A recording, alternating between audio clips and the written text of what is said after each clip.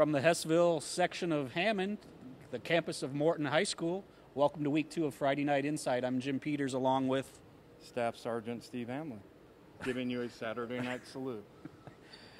I'm glad to see Steve back for week 2. He was unable to make it for week 1. Wavy Gravy filled in admirably there. There's a stunning resemblance. Any relation there?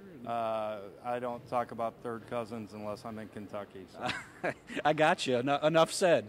Lowell against Morton here will be the big one on Saturday night on Saturday Night Lights, but some good ball games out to the east as well. Among them, actually, I should say, way to the south as Valpo takes the long trek down I-65 to take on the Carmel Greyhounds, and Valpo's reward for having to play Penn in week 1 is to play Carmel in week 2, and here we are with all the feel-good stories about Coach Mark Hoffman, and he's staring down the barrel of an 0-2 start potentially.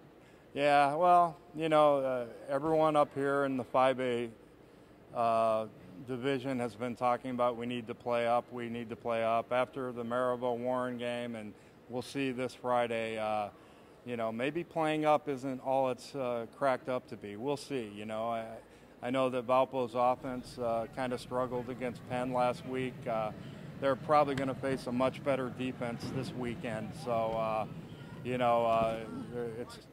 going to have to get it going somehow. F and I got the opportunity to go out to Valparaiso High School, to Viking Field, to chat with Johnny Bednar and Greg Tomei and get their thoughts on the big trip downstate as they prepare to take on the Carmel Greyhounds this weekend. We just have to work together, make sure we're playing as a team, because last week we were kind of getting on each other when things started to go down. If we stay together and work all as one unit, we should be a lot better than we were last week. We heard a lot of hype about our team going into last week, and we thought that we were unbeatable. We were riding this high from last season still, and we have to realize that this is a completely new year, and just have to get after it. We just gotta.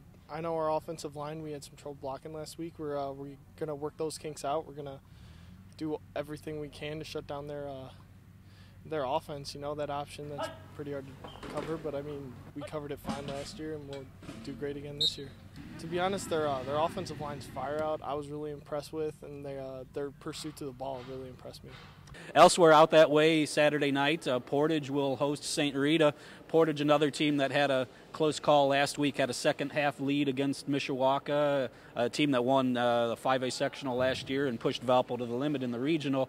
They were up 22-15, gave up a couple second-half touchdowns, couldn't quite put the game away. Same old story for Portage of recent vintage, at least. They're competitive with most everybody and are in ball games, but are just not finding a way to get things done. Well, and like Valpo, they've got a juggernaut this weekend in St. Rita, a 12-time Illinois state champ or something. I don't know.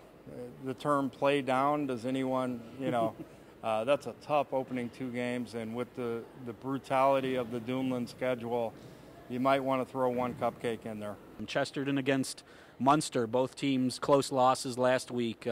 Munster lost to Lake Central in overtime. Chesterton lost a 2-touchdown advantage in the fourth quarter and lost on a late field goal to South Bend St. Joseph's over there at Clay Field. And so they're both looking, obviously, to get back on track and get a win before they go into a conference schedule. And there you're looking at 2 teams who we're not quite sure what they got. We think both of them are going to be pretty good, but also have some question marks. And momentum's a fickle thing. And this game this week could trigger the start of something good for one team, and it could also just the opposite for the team who doesn't win. Was it general discomfort? No, it's Staff Sergeant Steve Hanlon. This is Jim Peters from Morton. Mitch Daniels is calling me again. Mitch, I can't talk now. I'm in your gym. Okay? I'll call you when I have time. Go ahead, sir. Sorry about that. Live television, what can you do? But hopefully the weather will be nice next week, and we'll be able to get out to field and shoot out on the 50-yard line and not have to dodge the torrents outside. But until then, get out to a ball game or 2, and we'll see you next week on Friday Night Insight.